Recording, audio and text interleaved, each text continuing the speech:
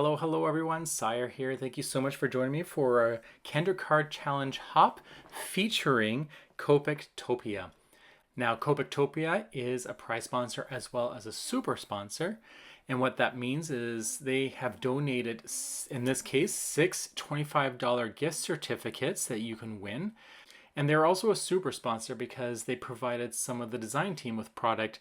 And then we can use that to create these hops and to get their name out there, as well as spread the word about Kendra Card Challenge so that more people can enjoy it. Now, if you're wondering, how may I win one of these gift certificates? Well, the answer to that is to make sure you join the Patreon, which is absolutely free for a Kendra Card Challenge, and that will be in the description box below. Once you signed up for free, there should be a download option to get the new Kendra Card Challenge 15 PDF, and that will have all the instructions on how to cut and how to assemble your card. So then what you need to do is grab 6 pieces of 6x6 pattern paper, some ephemera, some dies, some stamps, whatever you would like to do to make your cards, and then you follow the sketches and the cutting guide and you create 15 cards. Once you've done that, you take one single photo with all of those cards in the picture. Then you're going to upload those to the Kendra Card Challenge Facebook group and include your name and your country where you live, because some of these products are only shipped in the United States and some are shipped both internationally and in the States. So that's the gist of it. A lot of it will be in the description box below, but I just wanted to take the time to really explain how to create your cards and submit them and make sure that you have a chance to win some of these prizes that are quite amazing. It's the sponsors are very generous, and it's what helps keep Kendra Card Challenge going so that it's free for everyone to play and have a lot of fun. Now, the stamp set that I'm using is Snow Dreamin Meadow. And then I'm going to bring in some pattern paper, which you can kind of see it peeking in the corner there. I'm using that paper as my color guide for when I start coloring in the dress. And that's from the Christmas Snow pattern paper pack. There's actually going to be a couple pieces that I use. And what I'm trying to accomplish is an anime coloring style. I've not really done this. I've tried. But this time, off camera, I have 2 sources that I'm kind of going back and forth looking at, trying to see how is the hair colored. Their coloring is kind of in chunks. So what I decided to do was, for the first layer, I used an R11 Ohuhu marker, and that was the lightest. And I'm bringing that one in again to blend it out. And I colored big chunks of the segments of hair, trying to leave white on the left hand side, thinking where would this hair be shining in the light. And then I came in with a darker color V060 and just went over wherever there was hair overlapping, anything that was behind her hair or body, so that all that was dark, and trying to just make solid lines through the whole thing, following just the segments of each hair. And then I came back with the R11 to blend it all out, and then finish it off with V230 right over the darkest layer. So I went from dark to lighter. That's kind of what was happening there, because I don't want to blend it too much. I still want those really strong, sharp lines. I really like how that turned out. But that V230 that was being used was to blend it out so that the white wasn't as thick. I decided I'm going to color the dress blue, and I'm going to start with my B120, and I'm going to cover the whole dress. This is going to be my base main color. And then to start with the next dark color, so this will be my darkest, is B290. And I did the hood. I'm going to make sure that some of it still is light blue because I want to show that there's depth here. I'm going to go underneath the hood. I'm going to follow the creases in the dress. I'm going to make really thick lines because these are going to be really big. I think it's called pleated. is going to be really folded on around the dress part. So I want to make sure that those are nice and thick. And then I'm going to come back, no, sorry, and then I'm going to go with the next color, which is B250, which is my mid-tone, and I'm going to go over all of my darkest lines, trying to blend it out as best as possible, as well as reaching out. I've also added it as my second shadow, so anything that would be kind of lighter than the darkest, this is the one I'm going to use for my shadow. And you can see I added some extra shading to the layers on the bottom there. I'm extending some of the shadowing of the darkest layer, but I'm making sure it's blended and trying to really see the depth in this. I am not rushing coloring this picture. This has been sped up. It took about maybe 2 hours to color this, and I'm just really taking my time, just kind of looking back and seeing where does a shadow make sense, and just not being afraid to bring in that dark color. Then I came back with the B120 just to blend everything out smoothly so that I have a nice looking blend. For all the white, I am going to be using a few colors here. I started with the CG200, I think that's what it's called. I do not understand how Ohu names their markers. It's really confusing. So I'm just going to say what they say, but I don't understand how that system works. Once that all the white has been covered, I'm then going to go to my dark color, which is BG070, and just go around all the edges, trying to make it look like all these items are rounded. So it's going to be fur, essentially. And then the stockings, I have white stockings that she's going to be wearing. And there's also like a nice little frill on the bottom. I used the outer sides to be really dark, and any pleat that was hidden behind others, I made dark as well with the BG070. And then I came in with the BG050, which is the next color, to soften it more. I noticed the stockings and some of it was, because it's such a same color, I came in with an even darker color, which is the CG07. And I've separated the stockings so that they're not the same color touching.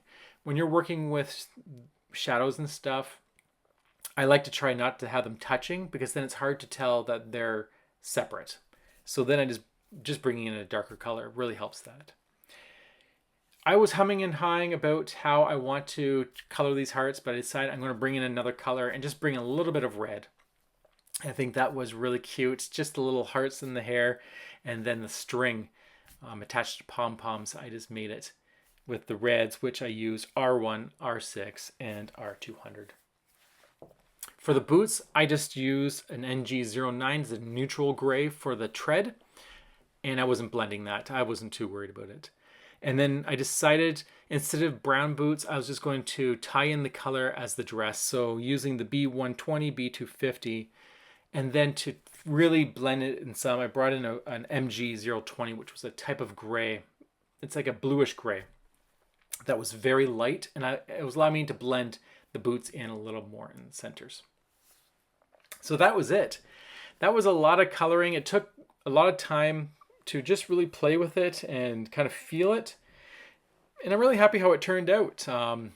It's much better than I thought. I see there's a couple spots that I didn't color, like inside the ear, and I think there's some of the hair isn't fully covered, but that's okay. I'm very happy with how this turned out, and I hope you enjoyed that as well. I was really, really proud of myself to finish this. Now I'm just going to fussy cut this, making sure that I get a nice little even white border all around the card or the image. And you don't need to do this. If you want to cut right along the edge, right like the black edge, you can do that too. I like the little white border, but sometimes it's nice not to have it. Now I'm going to emphasize these white highlights with a gel pen, just kind of going over all the little places in her hair. I'm going to fix up a little mistake of me coloring outside the line, and then the hearts and this dress, I'm going to just kind of create some lines, make it so it's nice and shadowy, or kind of a shiny. There we go.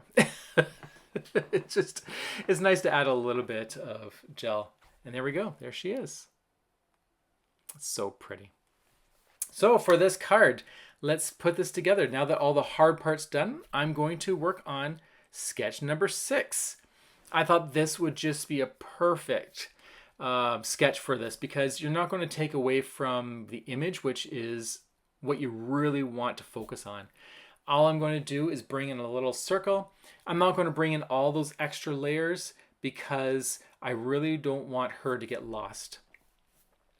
And that blue is also part of the Christmas snow pattern paper. I just cut the circle out of the one layer in the back to bring it forward, so I'm not wasting too much of the paper.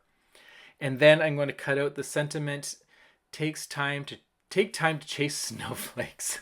It's a very sweet little sentiment, and I'm just trying to figure out where I want to place it. And I'm going to move it around. I don't think I want her in the direct center. I'm going to kind of place the circle to the side. And what I'm also going to do is cut out a snowflake, because there's two of them here, but I really like the big single one. So I'm going to fussy cut that one out, and then I'm going to bring in the same colors that I used for the dress and just give it a very basic coloring here. So I'm going to use the B120 for some of the segments in the center and all the little prongs or stems of a snowflake. I'm not sure what you would call those, but I'm going to do that, the B120, and then bring in the B250 for just the rest of the segments and that very center piece. Very simple. And I'm going to fussy cut it just a tiny bit more so there's less white showing, and that's going to be my little embellishment to kind of create a triangle design shape. So you have the girl, the sentiment, and the snowflake. Just to create some shadows behind the girl, I'm going to bring in some ink. That one wasn't, I think it's running dry. So I'm going to bring in another ink, and it's just a light blue. Well, actually, it's darker blue, but I'm just inking it very lightly so I have more control of how much is being put down. So now what I'm going to do is start gluing this to the card base. And if you're looking at the sketch, this would be the big piece of paper that says paper B, the pink sheet, and then the mat behind it. So this sketch has two pattern papers. It's paper C and paper B.